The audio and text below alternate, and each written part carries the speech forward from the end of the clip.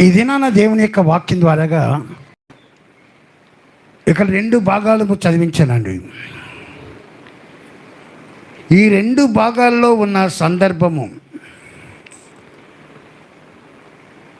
నేడు మన కుటుంబాల్లో, మన జీవితాల్లో అందరికీ కూడా ఈ సమస్యతో బాధపడుతూనే ఉన్నామండి. నాకు లేదండి, మీరు చెప్పిన సమస్య నాకు లేదంటే దేవుని స్తోత్రం. ఒకవేళ ఆ ప్రాబ్లం మీ కుటుంబాల్లో, మీ జీవితాల్లో ఉన్నట్లయితే ఈరోజు దేవుని యొక్క వాక్యం ద్వారా దేవుడు సెలవిచ్చిన మాటలను బట్టి మనం సిద్ధపరచుకుందాం. దాని నుండి మనం విజయవంతులుగా చేయబడాలని ఆశపడుతున్నానండి. ఇప్పుడు చదవబడిన లేఖన భాగంలో 2 భాగాలు. మొదటి రాజు గ్రంథము 19వ అధ్యాయము మొదటి 9 వచనాలు, మొదటి సమయాలు 30వ అధ్యాయం మొదటి 9 వచనాలు. ఈ రెండిట్లో మనము బాగా క్రోడీకరించి ఆలోచిస్తే ఒక సందర్భం బయటపడుతుందండి. ఒక మెయిన్ విషయం బయటపడుతుంది. అదేంటంటే కృంగుదల. ఏంటమ్మది? కృంగుదల, డిప్రెషన్. మీరు అటు ఏలియా జీవితంలో చూడండి, ఇటు దావీదు జీవితంలో చూడండి. ఇద్దరి జీవితంలో మనకు కనబడేది కృంగుదల అనేది కనబడుతుందండి. ఈరోజు దేవుని యొక్క వాక్యం ద్వారాగా మనందరితో మాట్లాడే అంశము కృంగుదలను ఎదుర్కోవడము ఎలా. మన శీర్షిక గత వారం అంకుల్ చెప్పినట్టుగా మన శీర్షిక ఏంటంటే కృంగుదలను ఎదుర్కోవడము ఎలా.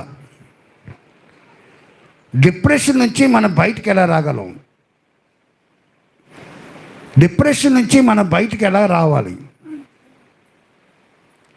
అసలు కృంగుదల ఎందుకు వస్తుంది?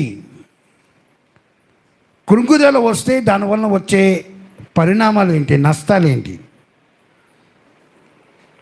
కృంగుదల వస్తే నష్టాలు ఏంటి? కృంగుదల ఎందుకు వస్తుంది? ఆ కృంగుదలను మనం ఎలాగా జయించాలి?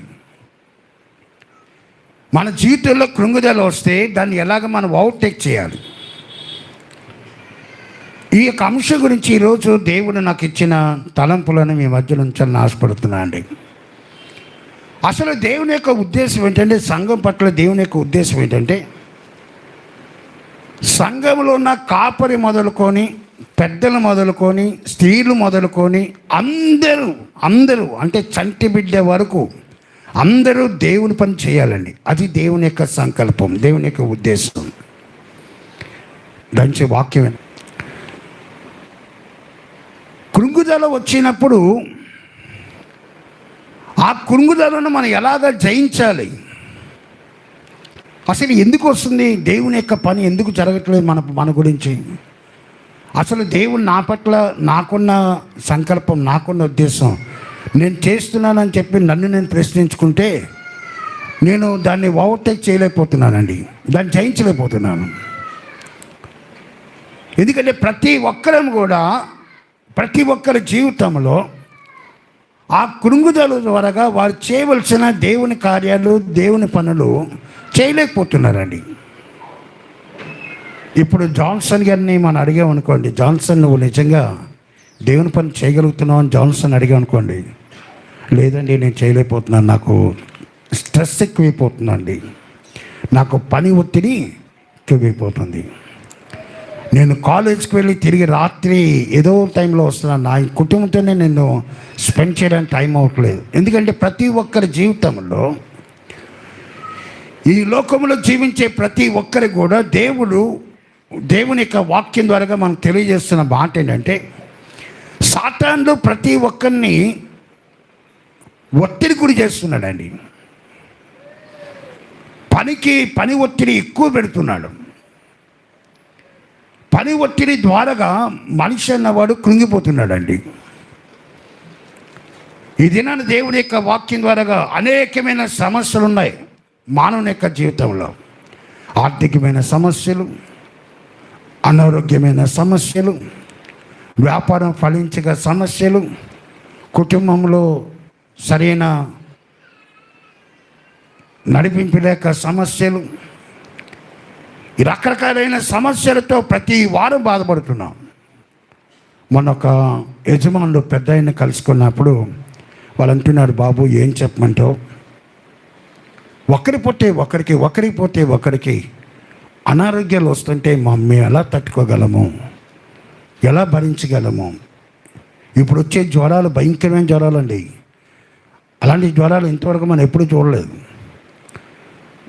జ్వరం తగ్గిపోయిన తర్వాత కూడా ఇంకా పెయిన్స్ ఉండి బాధలు పెట్టేవారు ఇంకా రకరకాలైన మంది ఉన్నారండి.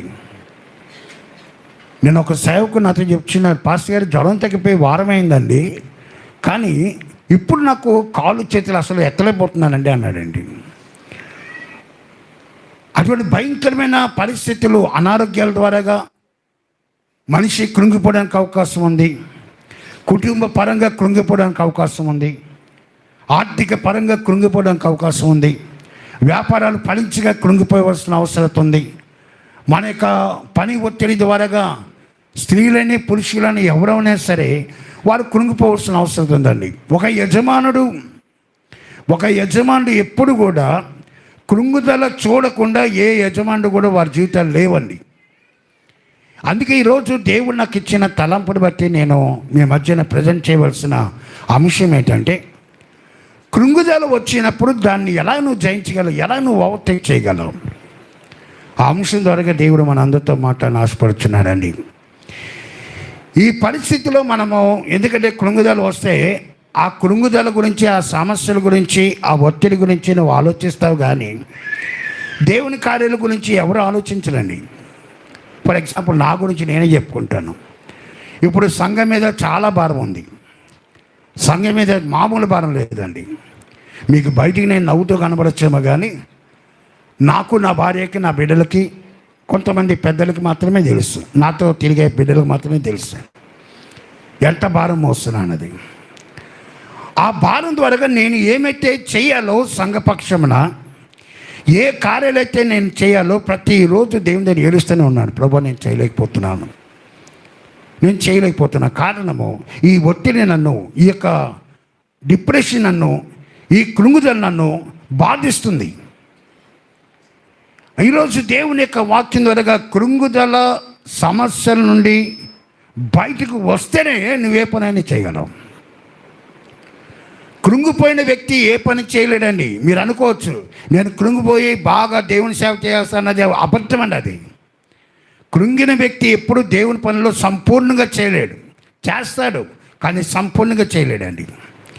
ఎప్పుడైతే కృంగుదల నుంచి ఆ వ్యక్తి బయటికి వస్తాడో అప్పుడు మీరు ఆశించండి, ఈ వ్యక్తి ద్వారాగా దేవుని పని జరగాలి అని మీరు ఆశించండి. సంపూర్ణంగా జరగడానికి అవకాశం ఉంటుంది. అది కాపురవుని, అది పెద్దలవుని, అది సంఘమవుని, అది స్త్రీలవుని, ఎవరవుని. అందుకే ఈరోజు దేవుడు నాకు ఇచ్చిన తలంపు మీ మధ్య పెడుతున్నాను. ఈ కృంగుదల వచ్చినప్పుడు నువ్వు ఎలా జయించగలవు, ఈ క్లిష్ట పరిస్థితి గుండా నువ్వు సాగుతున్నప్పుడు ఎలాగ నువ్వు దాన్ని అధిగమించగలవు. అసలు కృంగుదల రావడానికి కారణం ఏంటి? మొట్టమొదటి పాయింట్ ఒత్తిడి. ఒత్తిడి నీకు ఎక్కువైతే నీకు ఆతృత పెరుగుతుందండి. కుటుంబ పరిస్థితులు తారుమారైపోయి, కుటుంబం యొక్క సమస్యలతో అధికమైపోతే, వ్యాపారము ఫలించకపోతే, మనకున్న బాధలు, మనకున్న కష్టాలు అధికమైతే నీకు ఒత్తిడి ఎక్కువ అవుతుంది, స్ట్రెస్ ఎక్కువ అవుతుంది. ఆ స్ట్రెస్ ద్వారా నీకు ఆతృత పెరుగుతుందండి. ఆతృతని ఏమంటారు జాన్సన్ అంకుల్? ఆతృత అంటే నీ గుండె చాలా స్పీడ్గా కొట్టుకుంటుందండి. నీ బీపీ ఒక రేంజ్లో ఉంటుంది. ఎప్పుడైతే ఒత్తిడి ఎక్కువ అవుతుందో, అది ఏ పనిలో అయితే నువ్వు రాణిస్తున్నావో ఆ పని ఒత్తిడిని కిక్కబెట్టి నీలో ఆతృత పెరిగే, బాబో ఈ సమస్య నుంచి నేను ఎలా బయటపడాలి, అయ్యో ఈ కష్టం నుంచి నేను ఎలా బయటపడాలి, ఈ ఒత్తిడి నుంచి నేను ఎలా బయట రావాలి, ఈ టెన్షన్ నేను ఏం చేస్తున్నా అంటే మానసికానికి గురి చేస్తుందండి. కృంగుదలకు మొట్టమొదటి కారణము ఒత్తిడి, అది ఆతృతను పెంచుతుంది. రెండో కారణము విశ్రాంతి లేమి. నీ మనసుకు నెమ్మది లేదండి. కృంగుదల వచ్చిందా నీ మనసుకు నెమ్మది ఉండదు. నువ్వు ఎన్ని విధాలుగా ట్రై చేయి, ఆ విశ్రాంతి లేమి నేను తినేస్తుందండి. నిద్ర పడదు, నిద్ర రాదండి మీకు. దాని గురించి ఆలోచిస్తావు. శరీరాలు మనం ఎక్కువ శాతం ఆలోచించి నిద్రలు మానేసి ఎక్కువ ఆలోచిస్తే దానివల్ల మనకు జీవితంలో విశ్రాంతి లేమి. ఆ విశ్రాంతి లేమి రెండోది. మూడోది ఏంటంటే, ఎప్పుడైతే నీకు స్ట్రెస్ ఎక్కువ అవుతుందో, ఆతురత పెరుగుతుందో, విశ్రాంతి లేమి స్టార్ట్ అవుతుందో, నువ్వు పోషకాలు ఏమి స్టార్ట్ అయిపోతుందండి. తిండి మానేస్తావు. భోజనం లేదు, ఉండదండి. అన్నం మీద అడుగుతాం, మనం తినడానికి ఇష్టం ఉండదు. ఎందుకంటే అయ్యో నా పరిస్థితి ఏంటి, నా స్థితి నేను ఎలా ఉంటానో, నాకు ఈ యొక్క చూసే రోగం తగ్గట్లేదు, ఈ బాధ తగ్గట్లేదు, ఈ సమస్య పోతలేదు అని మన కోపం అంతా కూడా ఎవరి మీద చూపించాలో తెలియక తిండి మీద చూపిస్తామండి. మీరు గమనించి చూడండి, ఇది నేను చెప్పింది అబద్ధం అమ్మా. తిండి తిండి మానేస్తారు. విశ్రాంతి లేమి, స్ట్రెస్ ఎక్కువైపోతుంది, ఒత్తిడి పెరిగిపోతుంది. తద్వారా నీకు వచ్చేది ఏంటంటే అనారోగ్యం వస్తుందండి. అనారోగ్యం గురి అవుతారు. అనారోగ్యం గురవడం ద్వారా మీ మనస్సాక్షిని టోటల్గా చచ్చిపోతుంది. ఇది కారణాలు, కృంగుదలకు కారణాలండి. మరి కృంగుదలకు వచ్చే నష్టాలు ఏంటో మనం చూద్దామండి. కృంగిపోయిన వ్యక్తికి కూడా నష్టాలు ఉన్నాయి తెలుసా మీకు? ఆ నష్టం ఏంటంటే మొట్టమొదటిసారిగా తన పర్సనాలిటీని తను కోల్పోతాడండి, వ్యక్తిత్వాన్ని కోల్పోతాడు. ఏ పని చేయడానికైనా సరే నేను అన్నది ఉంటుందండి. ఎప్పుడైతే నువ్వు కృంగిపోతావో, కృంగుదలకు గురవుతావో, అది ఎంత నీచమైన పని అయినా సరే నువ్వు చేయడానికి ముందుకెళ్ళిపోతావు. నువ్వు బాగా ఉన్నప్పుడు ఆ పని చేయడానికి నువ్వు ముందుకు వెళ్ళలేవు. కానీ ఎప్పుడైతే నీ జీవితంలో ఒత్తిడి పెరిగి, ఆతృత పెరిగి, స్ట్రెస్ పెరిగి, నువ్వు ఎప్పుడైతే కృంగుదలకు లోన్ అవుతుంటావో, దిగజారిపోయే పని చేయడానికి కూడా నువ్వు వెనకంచబోయేవాడిని. నీ వ్యక్తిత్వం చంపేసుకుంటావు, టోటల్గా నీ పర్సనాలిటీ చచ్చిపోతుందండి. ఇది మొట్టమొదటి నష్టం. రెండో నష్టం ఏంటంటే నీ ఘనతను పోగొట్టుకుంటావు. నీకంటూ ఒక డిగ్నిటీ ఉంది, ఒక హోదా ఉంది, ఒక పరపతి ఉంది. ఆ పరపతిని కూడా పోగొట్టుకుంటావు అండి. కృంగిపోయిన వ్యక్తి, నేనే కృంగిపోయాను, ఇంకేం నా పరపతి నాకేమొస్తుంది, నా ఘనత నాకేం తెచ్చిపెడుతుంది, ఇది ఉన్నా ఒకటే లేకపోయినా ఒకటే అని చెప్పి దాన్ని కూడా పక్కన పెట్టేస్తామండి.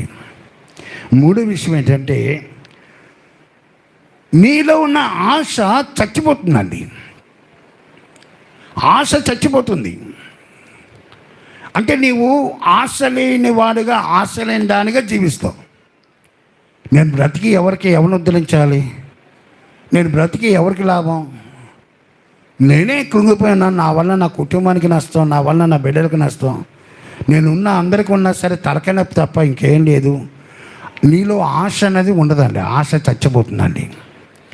నాలుగో కారణం ఏంటంటే ఎప్పుడు కూడా భయాందోళన చెంది ఎప్పుడు భయపడుతూనే ఉంటామండి. కృంగిన వ్యక్తి ఎప్పుడు భయభీతులతోనే ఉంటాడు. అందుకే దేవుని యొక్క వాక్యము ఎన్నోసార్లు భయపడవద్దు 366 సార్లు, లీప్ సంవత్సరంతో పాటు కలుపుకొని 366 సార్లు దేవుడు అదే మాట భయపడవద్దని ఎందుకు రాయించి పెట్టారంటే భయభీతులు నీలో ఆక్యుపై చేస్తాయి. నువ్వు డిప్రెషన్ గురయ్యేవా, నీలో భయం స్టార్ట్ అవుతుందండి. ఏదైనా చిన్న అలజడి వస్తే చాలు భయపడతాం. లాస్ట్కి ఎంత పరిస్థితి వస్తుందంటే మన నీళ్ళని చూసి మనమే భయపడే స్థితికి వస్తామండి. కృంగుదల అంత భయంకరమైన, అది గొప్ప వ్యాధి అండి. సాతానికి బలమైన ఆయుధం తెలుసా? కృంగుదల.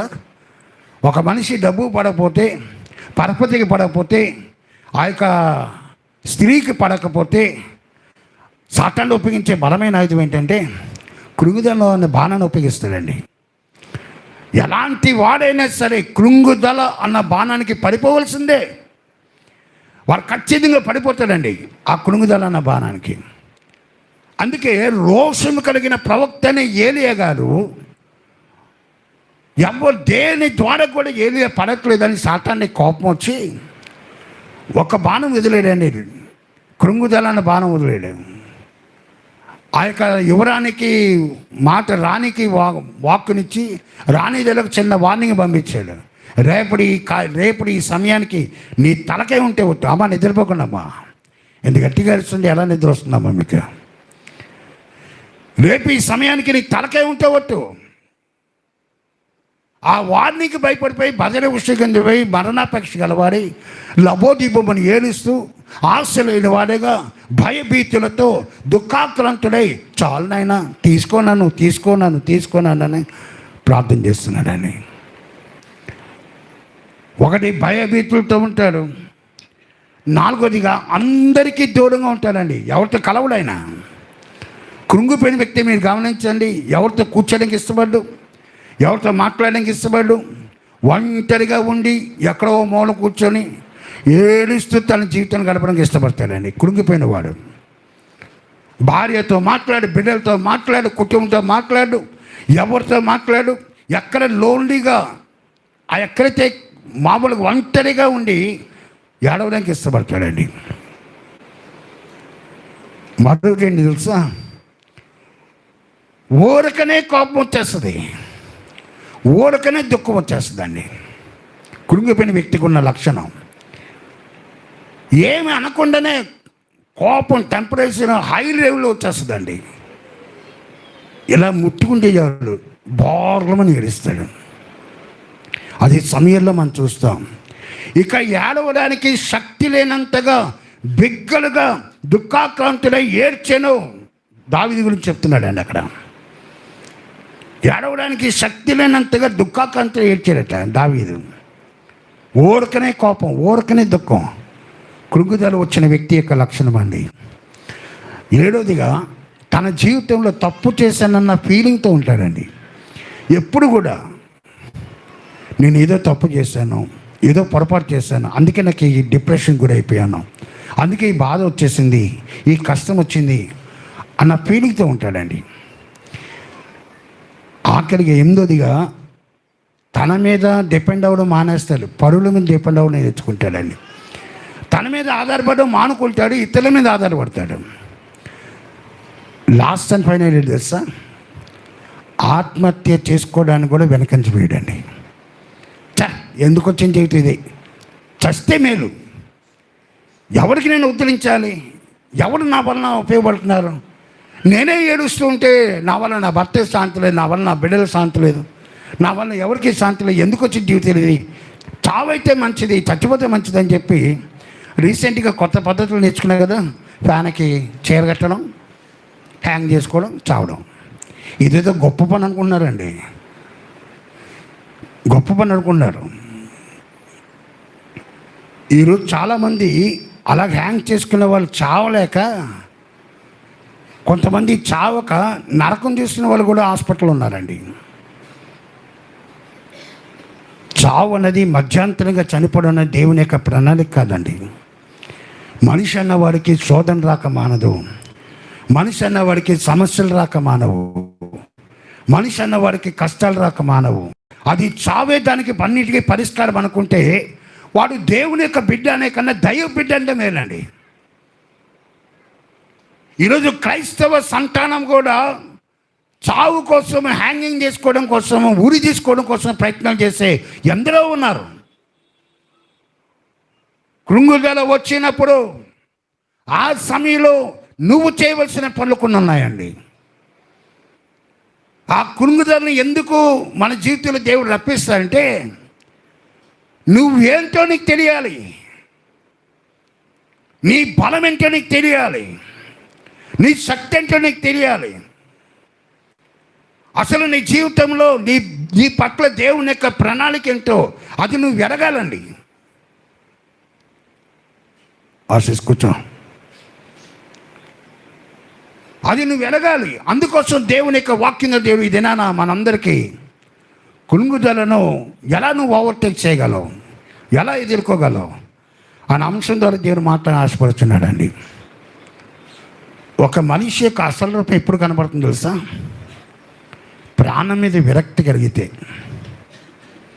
ప్రాణము విసిగిపోతే అప్పుడు అసలు రూపం కనబడుతుందండి. వారు పురుషులవని, స్త్రీలవని, ఎవరవని, యవనస్తులవని ప్రాణం మీద విసిగిపోతే నీ అసలు రూపం బయటపడుతుంది. కానీ వాక్యం చెప్తుంది ఆ టైంలో, ఆ సమయంలో దేవుడు నీకు ఇచ్చిన కొన్ని బలమైన ఆయుధాలు ఉన్నాయండి, కొన్ని వెపన్స్ ఉన్నాయి. వాటిని ఉపయోగించు, వాటిని ఉపయోగించి నువ్వు బయటికి రా. కృంగిపోయిన వ్యక్తి కృంగిపోతూనే ఉంటే ఇంకా దేవుడుండి ఏ లాభం అండి? అయ్యా నేను కృంగిపోయినయ్యా నువ్వు ప్రార్థన చేస్తూ ఉంటే దేవుడు అంటాడు, అయ్యా నేను ఇచ్చిన ఆయుధాలు ఉపయోగించాను దేవుడు చెప్తుంటాడండి. నువ్వు ఆయన ఆయుధాలు ఉపయోగించవు, నీ కృంగుదలగానే ఉంటుంది, నీ బాధగానే ఉంటుంది, నీ సమస్యగానే ఉంటుంది, నువ్వు పైకి రాలేవు. అందులో మొట్టమొదటిది ఏంటంటే, దావీదు రాజుకి కృంగుదల వచ్చినప్పుడు 1 సమూయేలు 30:6 అక్కడ పరిస్థితి ఏంటంటే, దావీదు యొక్క జనాంగాన్ని ఫిలిష్తీయులు తీసుకెళ్ళిపోయారండి. ఆడవులందరినీ బానిసలుగా తీసుకెళ్ళిపోయారు. ఆడవులందరినీ, ఈవెన్ దావీదు గారి యొక్క భార్యను కూడా తీసుకెళ్ళిపోయారట. ఊరంతా తగలబెట్టేశారు. దావీదు గారితో పాటు 600 మంది ఉన్నారు. వారు ఇంకా వేరే దేశమే యుద్ధానికి వెళ్ళారు. ఆ టైంలో వచ్చి మొత్తం ఊరంతా తగలెట్టేశారు. ఆడవాళ్ళందరినీ, అంటే తనతో పాటు 600 మంది వెళ్ళారు కదా, వారి భార్య బిడ్డలను అందరినీ కూడా తీసుకెళ్ళిపోయారు. ఇంకా వారికి అందరికీ కోపం వచ్చిందండి.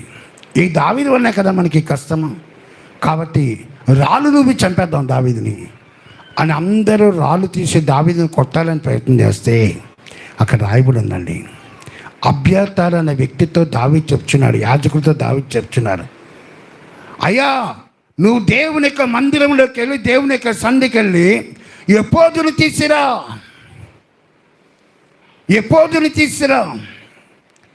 ఎపోదు దేవుని యొక్క సన్నిధికి చిహ్నం అండి, గాడ్స్ ప్రెజెన్స్కి చిహ్నం. అది తీసిరా అని చెప్పి దావీదు చెప్తే అబ్యాతార్ తీసుకొస్తాడండి. అప్పుడు ధైర్యం తెచ్చుకున్నాడట దావీదు, ధైర్యం తెచ్చుకున్నాడట అండి. ఈరోజు మొట్టమొదటి ఆయుధం ఏంటి తెలుసా? దావీదు ఎపోదును ధరించెను అంటే దేవుని యొక్క సన్నిధిని అనుభవించాడండి. దేవుని యొక్క సన్నిధి తనతో పాటు ఉంది అనే సత్యాన్ని గ్రహించాడు. ఒక వ్యక్తి కృంగిపోయినప్పుడు కృంగుదలలో కావాల్సింది ఏమంటే దేవుని యొక్క సన్నిధి అవసరం. మోషే గారికి కృంగుదల వచ్చినప్పుడు మోషే గారు ప్రార్థన చేస్తారండి, అయ్యా నువ్వు నాతో పాటు రాని ఎట్లా, నేను ఒక్క అడుగు కూడా పోయినయ్యా, నువ్వు నాతో పాటు రా, అప్పుడు నేను కదులుతాను, నీ సన్నిధి నాతో పాటు వస్తే నేను వెళ్తాను, నువ్వు నాతో పాటు ప్రయాణం చేస్తే నేను వెళ్తాను. ఈరోజు ధైర్యము తెచ్చుకోవాలండి. కృంగిన వ్యక్తి ధైర్యం తెచ్చుకుంటేనే దేవుని యొక్క కార్యాలు తిరిగి నువ్వు చేయగలవు. నిన్ను నువ్వు ప్రోత్సహించుకోవాలి, నిన్ను నువ్వు ఎంకరేజ్ చేసుకోవాలి. ఈ కృంగుదల నన్ను ఏమీ చేయలేదు, ఈ కృంగుదల నా విశ్వాసాన్ని, నా నమ్మికను పాడు చేస్తుంది, నా దేవుని పట్ల నాకున్న గొప్పతనాన్ని పాడు చేస్తుంది. నేనైతే లేచి నిలబడతాను. యెహోషువతో దేవుడు ఏమన్నాడండి? యెహోషువ, మోషే గారు లేరనే యొక్క కృంగుదలతో ఉన్నావా? యెహోషువ నువ్వు లే, నేను నిన్ను బలపరుస్తాను. నువ్వు దిగులు పడకు, జడియకు, కృంగిపోకు, నేను నీతో ఉన్నాను, నీకు తోడుగా ఉన్నాను అని సెలవిచ్చిన దేవుడు ఈ దినాన నీకు నాకు మనందరితో మాట్లాడుతున్నాడు. నేను నీకు తోడుగా ఉన్నాను, నా సన్నిధి నీకు తోడుగా ఉంది. నువ్వు ఏ విషయంలో కూడా నువ్వు కృంగిపోవలసిన అవసరత లేదు. కృంగుదల వస్తే యజమాని కానీ యజమానురాలుగా ఏమంటారు తెలుసా అండి? వాళ్ళ మీద వాళ్ళే తిట్టుకుంటారండి. వాళ్ళ సంతానాన్ని తిడతారు, వాళ్ళ యజమాని తిడతారు, యజమానురాలు తనకి తాను తిట్టుకుంటుంది, యజమాని తిడుతుంది, బిడ్డలను తిడుతుంది, అందరినీ తిడుతుందండి. సంతానం దేవుడిచ్చింది, దేవుని యొక్క వాక్యం ఉందండి. వాడు నా సొత్తు, వాడు నా సొత్తు, నా ప్రజలు, నా జనాంగము,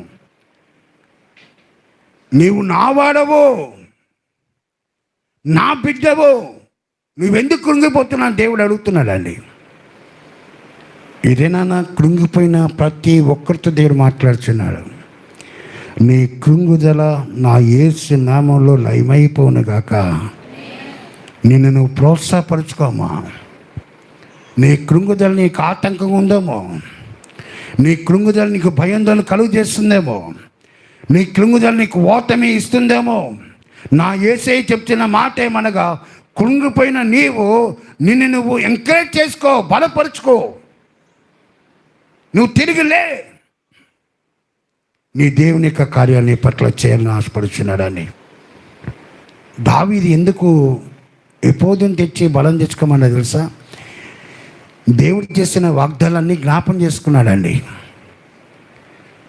16లో రాయబడి, సమూయేలు గ్రంథం 16వ అధ్యాయం రాయబడి ఉంది. తైలపు కొమ్ము దావీదు యొక్క తల మీద ఉంచగా, హలో ఏంటమ్మా, తైలపు కొమ్ము దావీదు యొక్క తల మీద ఉంచగా దేవుని యొక్క అభిషేకం, దేవుని యొక్క ఆత్మ బలంగా దావీదు మీదకి దిగి వచ్చాను. అభిషేకంతో నింపబడిన వ్యక్తి అని చెప్పి దావీదు గ్రహించాడండి. రెండోదిగా దావీదు గ్రహించింది ఏమంటే, దేవుని యొక్క అభిషేకం నాకు తోడుగా ఉన్నప్పుడు నేను ఎందుకు భయపడాలి? సర్వశక్తిమంతుడైన దేవుడే నాతో ఉన్నప్పుడు నేను ఎందుకు జరిగాలి? అందుకే యేసయ్య మత్తయి సువార్త ఆఖరి అధ్యాయం రాస్తాండి, ఇదిగో నేను యుగ సమాప్తి వరకు సదాకాలము ఎవరితో ఉంటాడండి? మీతో కూడా ఉన్నాను. మీతో కూడా ఉన్నా అంటే నాతో ఉన్నాడు, మీతో ఉన్నాడు, అందరితో ఉన్న దేవుడు అండి ఆయన. ఎందుకు భయపడుతున్నారు మరి? ఎంకరేజ్ చేసుకున్నామా? ఎంకరేజ్ చేసుకోండి, బలము తెచ్చుకోండి, బలము తెచ్చుకోండి. దేవుని యొక్క కార్యాలు దావీదు తను ప్రోత్సాహపరచుకున్నాడండి. ఎపోదుని తెమ్మన్నాడు, వాక్యమును ప్రేమించాడండి దావీదు. అందుకే మొదటి కీర్తన 2వ వచనం అంటాడు, యెహోవా ధర్మశాస్త్రాన్ని ఆనందించుచు దివారాత్రము దాన్ని ధ్యానించిన వాడు ధన్యుడు. వాక్యమైన దేవుని ఆరాధించాడండి, వాక్యమైన దేవుని కనపరిచాడు, వాక్యమైన దేవుని గొప్ప చేశాడు. అయ్యా నువ్వు నాకుంటే చాలు నాయనా, నువ్వు నాతో ఉంటే చాలు నాయనా, నీ వాక్యం నాతో ఉంటే చాలు, నీ యొక్క బలం నాతో ఉంటే చాలు, ఈ కృంగుదల నేను జయించగలను.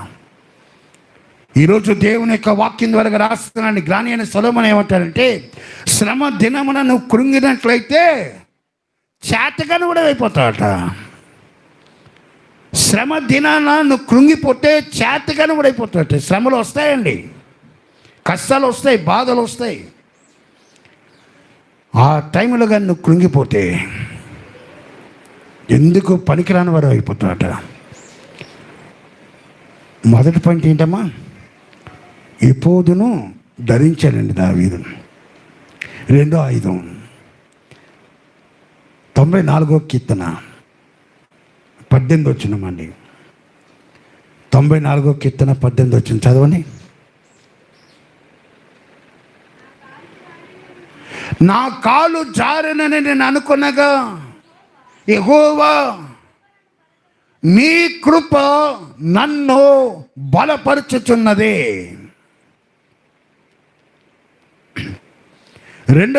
రెండో ఆయుధము, దేవుడు మనకిచ్చిన బలమైన ఆయుధం, రెండో ఆయుధం దేవుని కృప అండి. ఏంటమ్మది? హలో, అందరూ చెప్పండి, ఏంటి? దేవుని కృప. కృప మీద ఎన్నో పాటలు పాడుతున్నామే.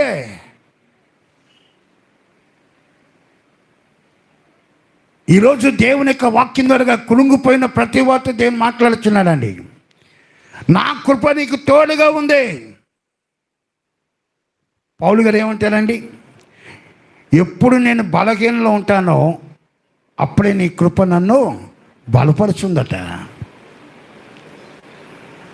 ఇంకా వాక్యం వింటలేదమ్మా, మీరు డిస్టర్బ్ ఉంటే నేను చాలా కష్టం నాకు. ఎప్పుడు బలహీనంగా ఉంటాడు అప్పుడే నేను బలవంతుని అంటాడండి పౌలు గారు. కృప అన్నది చాలా ప్రాముఖ్యమండి. 3 రకాలైన కృపలు మనం చూడగలం. కృప, మహాకృప, శాశ్వతమైన కృప. పరిశుద్ధ గ్రంథంలో 3 కృపల గురించి రాస్తాడండి. కృప, మహాకృప, శాశ్వత కృప. 3 కృపల గురించి దేవుని యొక్క గ్రంథంలో రాయబడి ఉంది. దేవుని కృప కృంగుదలను జయించేటట్లు చేస్తుందండి. అందుకే ఇక్కడ కీర్తన గారు అంటాడు, నా కాలు జారినని నేను అనుకునగా నీ కృప నన్ను బలపరుచుంది. నమ్మిన వారి దేవుని స్తోత్రాలు చెప్పనుకోవచ్చున్నాను. హల్లెలూయా. నువ్వు ఇదే మాట, ఎప్పుడైతే నువ్వు బలహీనుడైపోతావో, ఎప్పుడైతే నువ్వు కృంగిపోతావో, నాయన దావీదు సెలవిచ్చిన మాట నేను చెప్తున్నానయ్యా, అయ్యా నీ కృప నన్ను బలపరుచున్నది, నీ కృప నాకు శక్తినిస్తుందయ్యా, నా బలహీనతలో నాకు బలాన్ని సమకూరుస్తుంది, నేను కృంగిపోయినప్పుడు నాకు ఓదార్పునిస్తుంది. దేవుని యొక్క కృప అండి. అపోస్తలుడైన పౌలు హెబ్రీ సంఘానికి ఏమంటాడంటే, ఆ కృపత సమయోచితమైన సహాయం చేస్తుందట అండి. సమయోచితమైన సహాయం చేస్తుందట. భౌతికమైన సహాయము, ఆధ్యాత్మికమైన సహాయము, ఈ రెండు దేవుని సహాయము, లోకంలో రాజకీయవేత్తలు ఇచ్చిన సహాయము, రెండింటికి వ్యత్యాసం ఉందండి. ఫర్ ఎగ్జాంపుల్, ప్రభుత్వం మనకు సహాయం చేస్తుందని చెప్పి ఒక నోటీస్ జారీ చేసింది అనుకుందాం. ఆంధ్రాలో మన ప్రభుత్వం చంద్రబాబు నాయుడు గారు ఒక జారీ చేశారు. ప్రతి మనిషికి ఒక 5,000 రూపాయలు ఇవ్వబడుతుంది అని చెప్పి ఒకరు ఇవ్వలేదనుకోండి, ఏదో పరిస్థితి వారికి ఇవ్వలేకపోయారు. అప్పుడు నువ్వు ఏం చేస్తావమ్మా? జనాలు ఏం చేస్తారు చెప్పండి, నిజం చెప్పండి. ఆడవాళ్ళు కానీ మగవాళ్ళు కానీ ఏం చేస్తారు? ఖచ్చితంగా సమ్మె చేస్తారండి, ర్యాలీ చేస్తారు, గొడవ చేస్తారు, మీడియాని పిలిపిస్తారు,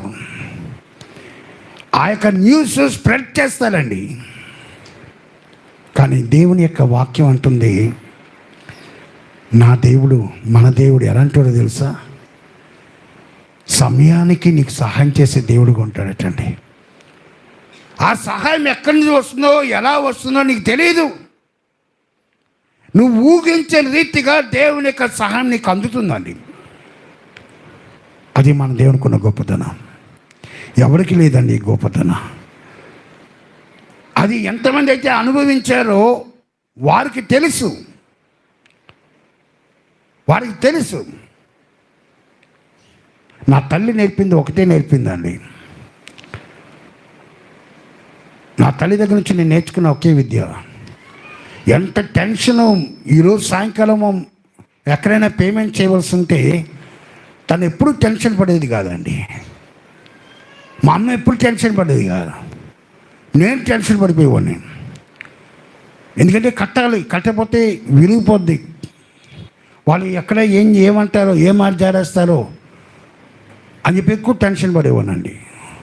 మా అమ్మ ఒకే మాట అనేది, ఒరే సాయంకాలం అయ్యేటప్పటికి ఇంకా 6 గంటలు ఉన్నాయి, 7 గంటలు ఉంది, 8 గంటలు ఉంది, భయపడకరా, ధైర్యంగా ఉండు అనేది.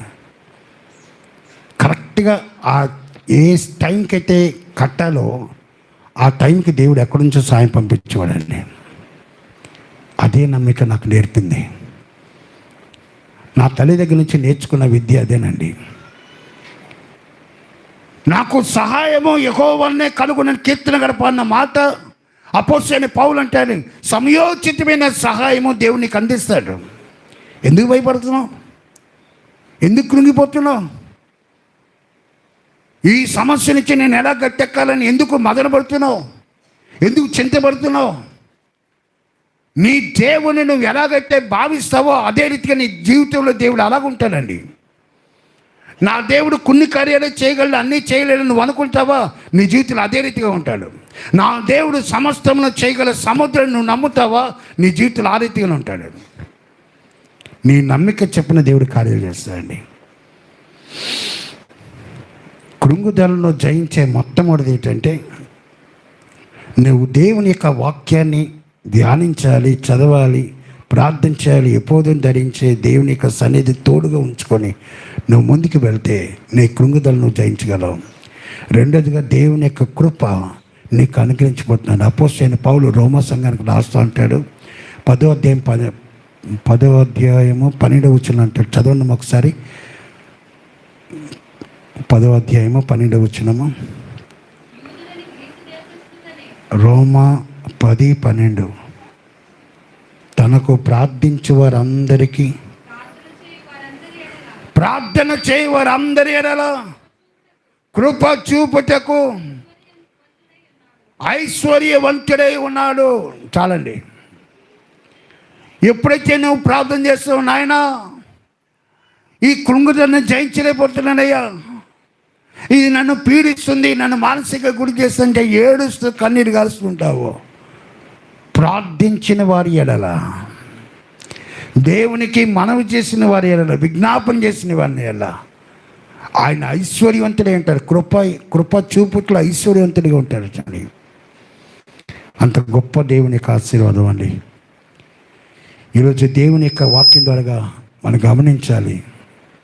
దావీదైతే ప్రార్థనతో దేవుని స్తుతించాడు. సమస్య వచ్చినప్పుడు, కష్టం వచ్చినప్పుడు, కృంగిపోయినప్పుడు ఆరాధన చేశాడండి. రెండోదిగా దేవుని యొక్క డైరెక్షన్ అడిగాడు. నాయన ఎలా నడిపిస్తావు? ఈ పరిష్కారం ఎలాగా? నేను ఎలాగ వాడిని వెళ్తే, తరిమితే వాడిని జయించగలనా, వాడిని ఓడించగలనా అని అడిగాడు దావీదు. దేవుడు వెళ్ళమని చెప్తే అప్పుడు వెళ్ళాడండి. విజయం సాధించిన తర్వాత ప్రజలందరి పట్ల న్యాయబద్ధంగా ప్రవర్తించాడండి దావీదు. అందుకే మనం గమనించాలి, కృంగుదలను జయించే విషయంలో రెండోదిగా దేవుని కృప నీకు తోడుగా ఉందండి. మూడో సత్యము 2 తిమోతి రాసిన 2వ పత్రిక 4వ అధ్యాయము 7వ వచనము.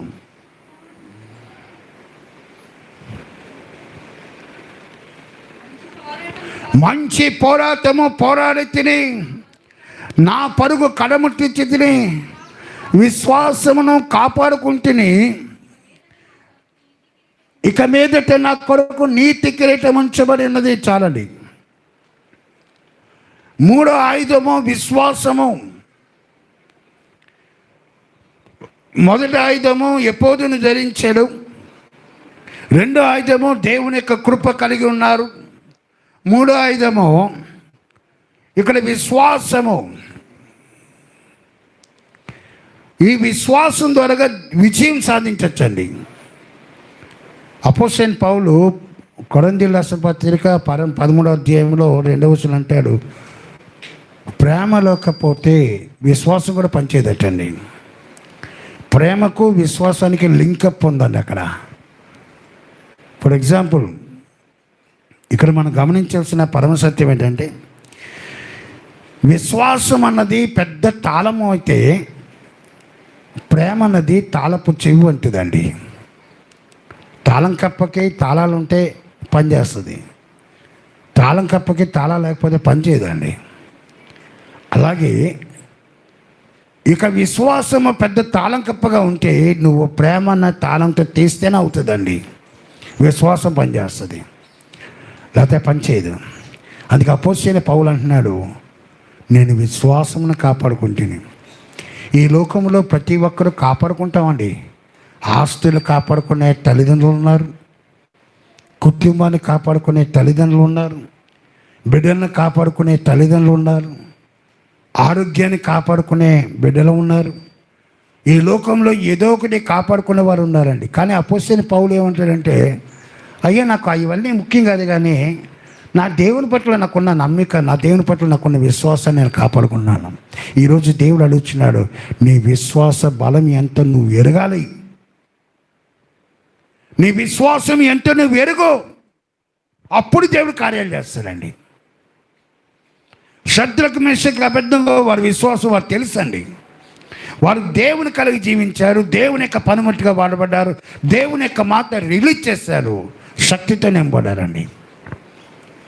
శద్రకు, మేషకు, అబేద్నెగో అన్నారు, రాసా ఇందు నిమిత్తి నీకు ప్రత్యుత్తరం ఇవ్వాలని చింత మాకు లేదయ్యా, మా దేవుడు విడిపించి రక్షించడానికి సమర్థుడు. ఒకవేళ రక్షిపోయినా సరే నువ్వు చెప్పిన పని నేను చేయం. అదండి విశ్వాసం. విశ్వాసం అది. ఈరోజు దేవుని యొక్క సందర్భం మనం ఎటువంటి విశ్వాసం కలిగి ఉన్నాం? గుంపుడికి లాంటి విశ్వాసం ఉందా, లేక ఆవుగింజంతో లాంటి విశ్వాసం ఉందా? గుమ్మడికాయ బాగా కంటి పెద్దదిగా కనబడుతుందండి, కానీ సూదితో గుచ్చండి ఎక్కడ పడితే అక్కడ రంధ్రాలు అయిపోతాయి. ఆ విశ్వాసం వద్దండి మనకి. ఆవుగింజని మీరు ట్రై చేయండి, సూదితో పొడవడానికి, సూదితో గుచ్చడానికి ట్రై చేయండి, అవుతుందమ్మా. అంత విశ్వాసం ఉంటే చాలట. ఈ కొండ ఎత్తబడి సముద్రంలో పడిపోద్దట, సమస్యలు తేలికైపోతాయటండి. నువ్వు కృంగిపోయిన స్థితిలో ఉన్నప్పుడు దేవుడు నీ నుండి ఆశించేది నీ విశ్వాస బలమును ఆశిస్తాడండి. నీ నమ్మికని దేవుడు కోరుతున్నాడు. నువ్వు దేవుని అడిగినప్పుడు నీ విశ్వాసంతో దేవుని సన్నిధిలో నువ్వు ప్రార్థన చేస్తే ఆ ప్రార్థనతో దేవుడు నీకు విజయాన్ని సమకూరుస్తాడండి. చాలాసార్లు మనం ఏమనుకుంటానే, ప్రభు ఈ సమస్యలు నాకేనా, ఈ కష్టాలు నాకేనా, మన జన్మం గురించి మనం తిట్టుకుంటామండి. ఎందుకు పుట్టినరా ఈ లోకంలో, నేను పుట్టపోయినా బావులను అని మన తల్లిదండ్రులు తిడతాం, మన మట్టి మనం తిట్టుకుంటాం. దేవునికంటే ఒక ప్రణాళిక ఉండాలి. నీ పట్ల దేవునికి ఒక ఉద్దేశం ఉంది, నీ పట్ల దేవునికి ఒక గురి ఉంది, ఒక లక్ష్యం ఉంది. నీ విశ్వాసంలో బలంగా ప్రార్థించే, ప్రభా ఈ కృంగిపోయిన ఈ జీవితాన్ని నిలబెట్టిన ఆయన, కృంగిపోయిన నా జీవితాన్ని నిలబెట్టు, నన్ను బలంగా నువ్వు వాడుకొనైనా. నా చుట్టూ ఎంతమంది ఉన్నా సరే, నా చుట్టూ ఎంతమంది ఉన్నా సరే, నేను కృంగుదల నుంచి యేసు నామములో నా జీవితాన్ని రిలీజ్ చేయను, ఆయన విడిపించు. మన పాట పాడతాం కదండి, మనం పాట పాడతాం కదా, కృంగిన వేళ. ఒకసారి పాడండి మా లైన్ అందరు కలిసి. హల్లెలూయా, ఆమేన్, హల్లెలూయా, థ్యాంక్ యూ జీసస్.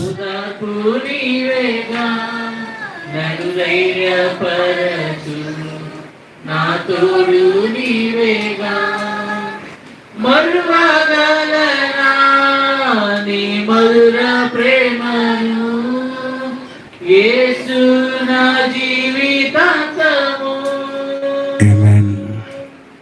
మరువగలనా నీ మధుర ప్రేమను, యేసు నా జీవితాంతము. యేసు నా జీవితాంతము. చెయ్యి పట్టుకో, చెయ్యి పట్టుకో. హల్లెలూయా. అయిపోయింది అన్న, అయిపోయింది, అయిపోయింది.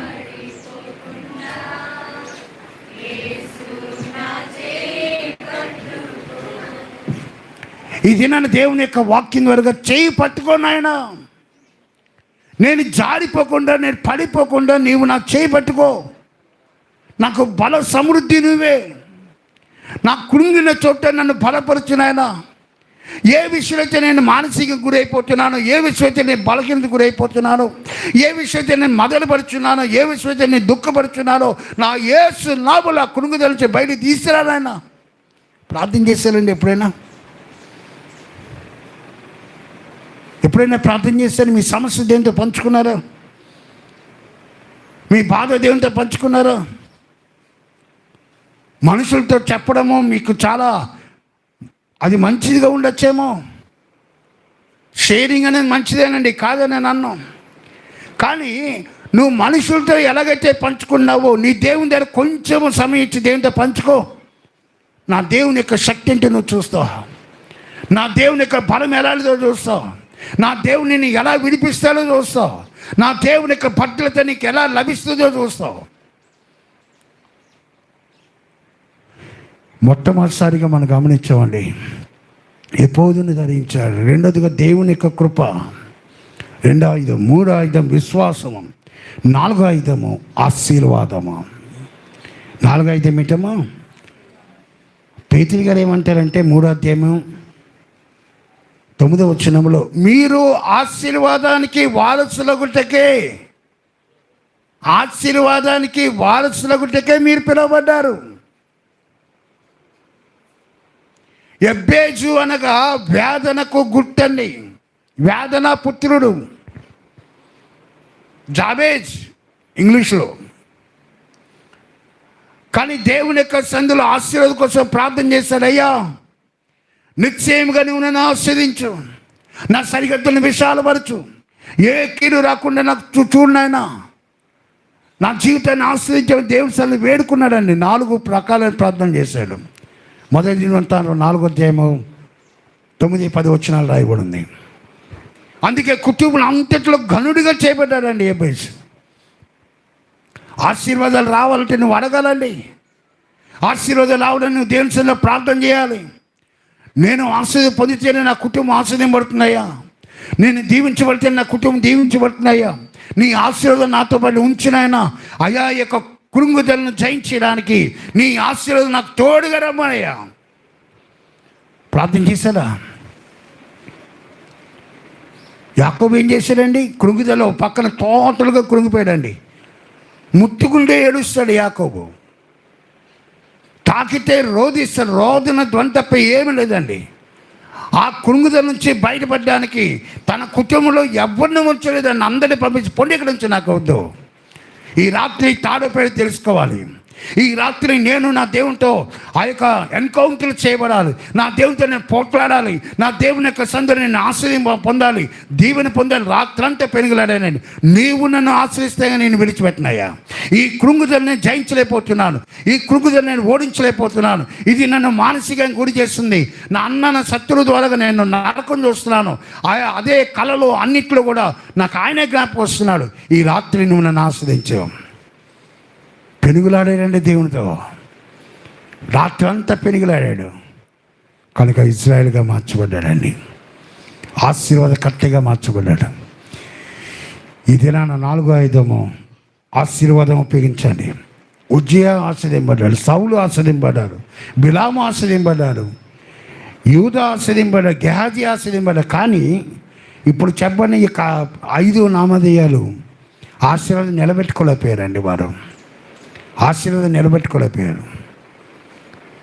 నిలబెట్టుకున్న వారు కొందరే ఉన్నారు.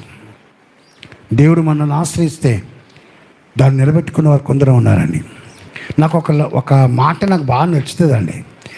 యేసయ్య తన శిష్యుని పిలిచి 3 రోజులు ప్రజలందరూ బాగా ఆకలితో ఉన్నారయ్యా, వీరికి ఆహారం మీరే పెట్టండి అని శిష్యుని పిలిచి యేసయ్య చెప్పాడండి. యేసయ్య చెప్పిన తర్వాత అక్కడ ఫిలిప్పు గారు అని ఒక పెద్ద ఆయన లెక్కలేస్తున్నాడు. ఫిలిప్ గారు అని పెద్ద ఆయన లెక్కలేస్తున్నాడు. ఒక్కొక్క మనిషికి ఒక దేనారం అయితే వీళ్ళందరికీ భోజనం పెడితే ఎన్ని రూపాయలు అవుతాయి, ఎంత ఖర్చు అవుద్ది, ఆ డబ్బులు ఎక్కడి నుంచి వస్తాయి, ఇవన్నీ లెక్కలేస్తున్నాండి ఫిలిప్ గారు. ఆంధ్రే గారు అన్నవారు మాత్రం వెతుకుతున్నాడండి, ఎవరి దగ్గర ఏమైనా ఉందా, ఎవరి దగ్గర ఏమైనా ఉందా అంటే ఒక బాబు దగ్గర 5 రొట్టెలు, 5 రొట్టెలు, రేవతి 5 రొట్టెలు, 2 చిన్న చేపలు. ఉన్నది తక్కువ, సమస్య ఎక్కువ అండి. ఉన్నది తక్కువ ఉంది, ప్రాబ్లం చూస్తే చాలా పెద్దది ఉంది. ప్రాబ్లం చాలా పెద్దదండి. ఆంధ్రే గారికి మతిపోతుంది. ఇక్కడ చూస్తే చేతిలో తక్కువ ఉంది, బయట చూస్తే సమస్య చాలా పెద్దది ఉంది. ఇప్పుడు నేను ఎలాగా? కానీ ఆంధ్రే గారు చేసిన ఉత్తమమైన పని ఏంటి తెలుసా? నేనైతే ఓవర్టేక్ చేయలేను, కానీ నా యేసయ్య చేయగల సమర్థుడు అని చెప్పి నమ్మాడు. యేసయ్య దగ్గరికి ఆ బాబుని నడిపించాడండి. ఆ బాబుని నడిపించాడు. యేసయ్య రొట్టెని ఎత్తి దేవునికి స్తోత్రాలు చెల్లించి విరిచి పంచనన్నాడు. అందరూ 20,000 మంది పైన తిన్నారటండి. మీకు సమస్యలు అధికంగా ఉండొచ్చేమో, మీ రాబడి తక్కువ ఉండొచ్చేమో. అమ్మా జాగ్రత్త వినండమ్మా, సమస్యలు అధికంగా ఉండొచ్చేమో, వచ్చే రాబడి తక్కువ అవ్వచ్చేమో. ఆ రాబడిని దేవుని సన్నిధిలో పెట్టి 2 చేతులు పైకెత్తి, నాయన ఈ రాబడిని ఆస్వాదించయ్యా, ఈ రాబడిని ఆస్వాదించయ్యా. నాకున్న ప్రతి సమస్య తీసేనాయనా, నాకున్న ప్రతి కష్టం తీసాను. ఏడవాలండి. నేను అదే చేస్తాను తెలుసా. ఈరోజు దేవుని యొక్క వాక్యం మాట్లాడుతున్నాడు. ఆశీర్వాదాలు నీతో ఉంటే నీలో ఉన్న కృంగుదల నువ్వు జయించగలవు. లాస్ట్ అండ్ ఫైనల్గా దేవుడు నీలో ఉండాలండి, మనలో ఉండాలి. అది దేవుని యొక్క వాక్యం. నీ కృంగుదల నుంచి నువ్వు విడుదల పొందడానికి దేవుడు మనలో జీవించాలి, మనలో నివసించాలి. అందుకే నిర్గమకాండం 25వ అధ్యాయం 8వ వచనం అంటాడు, నేను వారిలో నివసించినట్లు నా కొరకు పరిశుద్ధ స్థలమును నిర్మింపవలను. నిర్మిస్తున్నామా? మన హృదయంలో దేవునికి స్థానం ఇస్తున్నామా? మన జీవితంలో దేవునికి స్థానం ఇస్తున్నామా? మన ఇంటిలో దేవునికి స్థానం ఇస్తున్నామా? మన వ్యాపారంలో దేవునికి స్థానం ఇస్తున్నామా? మన బిడ్డల యొక్క భవిష్యత్తులో దేవునికి స్థానం ఇస్తున్నామా? ఇస్తే వర్ధిల్లుతావు, ఇస్తే ఆశ్రయ పొందుతావు, ఇస్తే మేలుకరమైన జీవితంగా మార్చబడుతుందండి. స్థానం ఇవ్వాలండి. స్థలం ఇయ్యుడే. మత్తయిలో రాస్తారు, స్థలం ఇవ్వండి. మన స్థలం ఇవ్వం, ఆశీర్వాదాలు. ఎందుకంటే దేవుడు మన ఇంట్లోకి వస్తే మన బతుకులు మారిపోవాలండి. తెలుసా మీకు? మన పద్ధతులు మారిపోవాలి, అలవాట్లు మారిపోవాలి, వేషధాలు మారిపోవాలా, మాట తీరు మారిపోవాలా, జీవితమే మారిపోవాలండి. అందుకే దేవుని యొక్క వాక్యం అంటే దేవుడు మనలో జీవించడానికి ఇష్టపడుతున్నాడండి. మన దేవునికి ఉన్న గొప్పతనం అంటే లోకంలో ఉన్నవానికంటే గొప్పవాడండి నీ దేవుడు. లోకంలో ఉన్నవానికంటే గొప్పవాడు, అధికమైన వాడు, శక్తి గలవాడు మన దేవుడు. యేసయ్య నా జీవితంలోనికి రా నాయనా, నా బ్రతుకులోనికి రా. అందుకే దేవుని యొక్క వాక్యం ఉంటుందండి, ఎప్పుడు ఏ పని చేసినా సరే ఒక్కటి ప్రార్థన చేయాలండి. అది నీ వ్యాపారం కావచ్చు, నువ్వు రైతు పాట కావచ్చు, నీ ఉద్యోగం కావచ్చు. ప్రభువా, నేను నీతో కలిసి పని చేయడానికి నాకు సహాయం చేయనాయనా. నీతో కలిసి నేను పని చేయాలి. నేను నా కుటుంబాన్ని నీతో కలిసి నడిపించుకోవాలి. నేను కృంగిపోతున్నానయ్యా. ఎన్ని సంవత్సరాల నుంచి ఈ మానసిక ఒత్తిడిని అనుభవిస్తున్నాను ఆయన. నెమ్మది లేని జీవితం అయ్యా, శాంతి లేని జీవితం అయ్యా. బయటికైతే నేను నవ్వుతున్నాను, కానీ నాలో నేను చాలా వ్యాధిని గురైపోయాను ఆయన, కష్టానికి గురైపోయాను తండ్రి అని ఏడ్చే తండ్రులు ఉన్నారు, తల్లులు ఉన్నారండి. ఈరోజు నా దేవుని చెప్పే మాట ఏంటంటే, ఈ యొక్క ఆయుధాలు ఉపయోగించండి, ఈ 5 ఆయుధాలు ఉపయోగించండి. ఎపోదును ధరించండి, వాక్యాన్ని ధరించండి, దేవుని కృపను ధరించండి, విశ్వాసం ధరించండి, ఆశీర్వాదాలు ధరించండి. నా 5వదిగా దేవుడు మనలో జీవించాలండి. ఎందుకంటే మన జీవితం చాలా చిన్నదండి. మన జీవితం చాలా చిన్నది. నేడుండి రేపు పొయ్యిలో పోయబడే ఆ యొక్క కట్టె ఉంటుంది మన జీవితం. ఆ చిన్న జీవితానికి సమస్యలు, అధికమైన సమస్యలు అండి. ఈ చిన్న జీవితానికి అధికమైన సమస్యలు, ఈ సమస్యలు అధిగమించే శక్తి యేసయ్య దగ్గర ఉందండి. నువ్వు మోకరించి ప్రార్థన చేసి, నా తండ్రి నాకు శక్తినివ్వయ్యా, నాకు బలాన్ని దయచేనాయన, నేను ఇక కృంగుదలను జయించలేకపోతున్నానయ్యా, నా కుటుంబాన్ని నేను సరి నడిపించట్లో నేను ఓడిపోతున్నాను తండ్రి, నేను ఓడిపోతున్నాను తండ్రి. నా బిడ్డలు నా మాట వినట్లేదు, నా బిడ్డలు నా చెప్పు చేతలు లేరు, నా బిడ్డలు నా మాటకి వెలుగునట్లేదు అని బాధపడే ప్రతి వారు కూడా ఈరోజు నా దేవుని యొక్క వాక్యంలో మాట్లాడుతున్నాడు. మీ కృంగుదలను అధిగమించే శక్తి, ప్రార్థన జీవితము దేవుడు మీకు మాకు మనందరికీ అనుగ్రహించి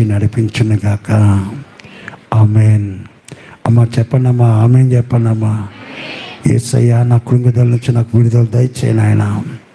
నా యొక్క బలహీనత నుంచి నాకు విడుదల దయచేయి నాయన. నీ శక్తిని నాకు కనపరచని దేవుని సందర్భంలో ప్రార్థన చేస్తే దేవుడు నిన్ను నీ కుటుంబాన్ని విడిపిస్తండి. అట్టి దేవుని ఆస్తుల దేవుడు మనందరికీ అనుగ్రహించును గాక. ఆమేన్.